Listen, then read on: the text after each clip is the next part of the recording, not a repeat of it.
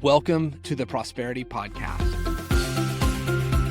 Podcast listeners, welcome to the podcast. We're going to be talking about feedback loops and how we can use feedback loops for our financial success, fill in the blank. Could be spiritual, physical, mental, whatever that would be. So, Cam, as all things happen, we got to set the definition and get the language down first. So what does feedback loops mean to you? And then we're going to take and start unpacking. Well, it's interesting that you bring this up because I heard somebody say the other day that they had put all their finances into ChatGPT and ChatGPT gave them some answers. And the person was wise enough to realize that the feedback loop of a ChatGPT that I've already been working on is going to be impacted by what I have already fed it, and ended up really being a bit of an echo chamber, and frankly had some very disturbing, incorrect financial advice. So that's the negative side of the feedback loops. Now, the positive side of them, and you said it well, it could be financial, mental, spiritual, physical, you name it, is that it might open the door for us to try something new or iterate in such a way that we could learn even more from the feedback that it was giving us. Now, this, of course, is only available to you if you're willing to be open-minded and if you're still willing to think, because AI is super helpful. We've still got to have our brains turned on because AI is a summary of the internet and it's the middle of that summary, right? So you have the far, and it's not political, but you have the far left side, the far right side, and then you have the middle. And a lot of times where we are living might be on, again, not political, left side, right side, top, bottom, however you want to look at it. But that middle space can be instructive, but it can also be really gray, black, white, and then gray in the middle. And so again, we've got to turn our brains on and really look at the information, listen to the information as it's coming back to us in this feedback loop, and making sure that we are making the decision ourselves. In the strategic coach community, we have a 5% rule. Your first 5% into an AI must be you. You cannot delegate your thinking to the AI. You've got to think. And that then comes up in the prompts that you use, the information that you share. And then the last 5% of your AI needs to be you. 5% rule. First 5% you, last 5% you. Because this then gets you to benefit from the AI without turning over your agency, your ability to have an impact, your perspective, the life that you've led with all the wisdom that you bring to the table. And so feedback loops are so helpful. We can build them. We can tap into one that is already done. We can let it circle us the way that a loop does and go higher a little bit every time, a little higher and a little broader. I like to think about it like a tornado, but like a nice tornado that enables you to make progress as you go. And a lot of business is loops, right? It's a system that has to be basically repeated every single time. So when we can start to bring in AI to do some of that repetitive work, then that frees up humans so that we can be a little bit more creative. And that's how I'm viewing this perspective of loops. What would you add to that?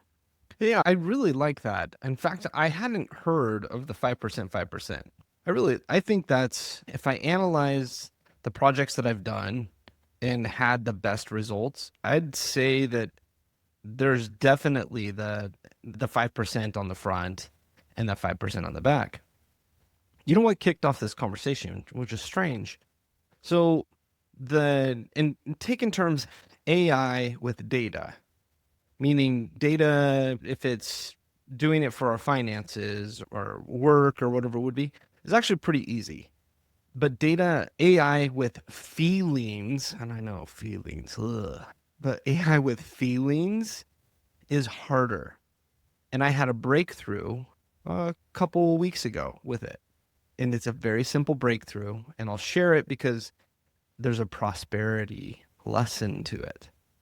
And the breakthrough was this, that I was tracking the work that I got done. And there's like, call it a task tracking our project and how much things get done. But at the end of the day, there's a feeling that you have like, well, this day was so good. I felt energized. I felt the momentum. I felt better today than whatever. And I had been architecting that, but I messed up. And I messed up because I was not providing the full feedback loop. I worked at architecting it, but I didn't say today was a good day and then have it extract. And so I went through the process day after day. Today was a good day because of this. Today was a challenge because of this. Here and here. After about day 3, that's all it took. The tools came back and they said, I've noticed that if you work in this style, your mood is better and you have more success on this. And it's a feeling, but it became a feedback loop. Unreal. So my question for you was, where can we provide more feedback loops? And we talk about, cash flow. Monthly, we can look at our cash flow. Monthly, we can look at the investments that we're doing. Monthly, we can measure things, but we need feedback loops. What does that look like to you, Kim? Well, one of my most favorite cash flow control structures actually operates as an app on your phone and has the feedback loop already built in. It understands what you're attempting to achieve because it's asked you some questions at the beginning. It understands what your monthly and literally weekly and daily cash flow look like. And over just as short a period as 60 to 90 days, we have families that are often upper income, but don't feel like they're getting the benefits from that. Be amazed at the amount of savings that they can create. Savings is a noun, the storage of wealth. And it's because of the feedback loop. It's very motivating. It's very momentum driving. So, what you were talking about with the way that your AI realized, hey, if you'll do this, then you'll get these kind of results. Well, that's what our cash flow control structure is about. And I love helping young families with this because it's such a critical time to be able to catch a family and start to layer in that really boring impact of savings as a verb, which then creates savings as a noun that typically no financial planner or person is going to help them with. Like everybody wants to talk about investments, that's the sexy stuff. But the fact is, it's the savings behavior. And yet, we don't want to budget. That's not motivating, definitely not momentum building.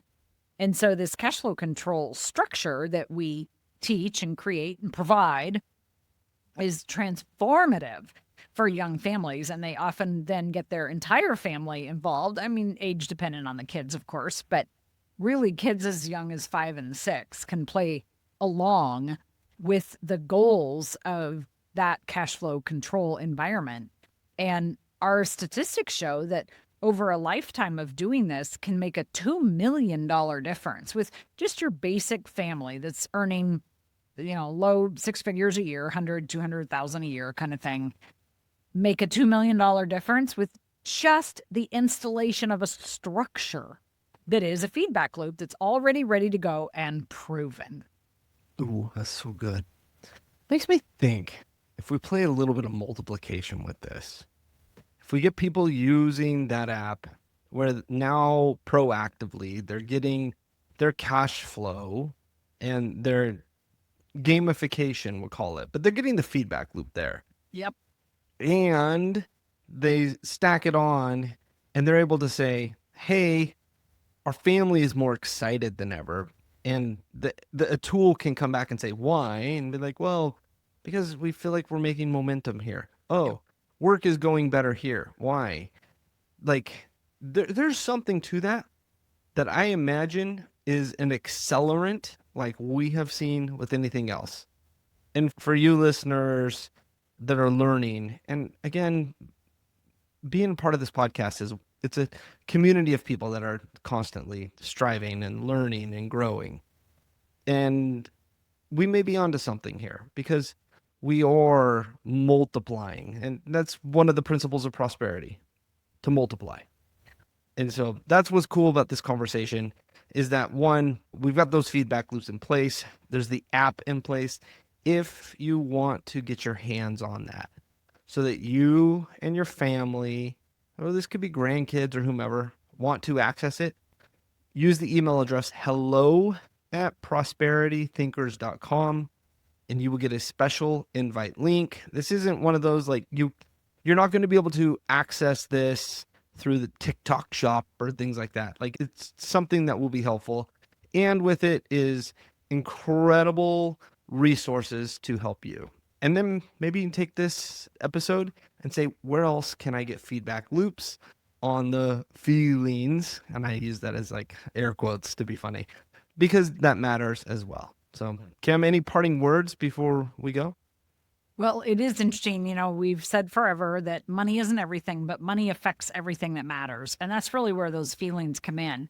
And so if you can get yourself in a space of momentum about whatever is most important to you, and it could be financial, it could be physically related, spiritually related, familially related, try that word, and know that you're making progress.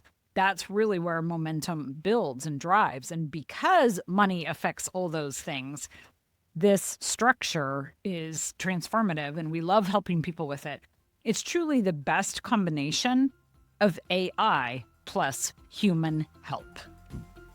Yeah, I think that one's going to get clipped. Kim, thank you for sharing some wisdom on the episode today.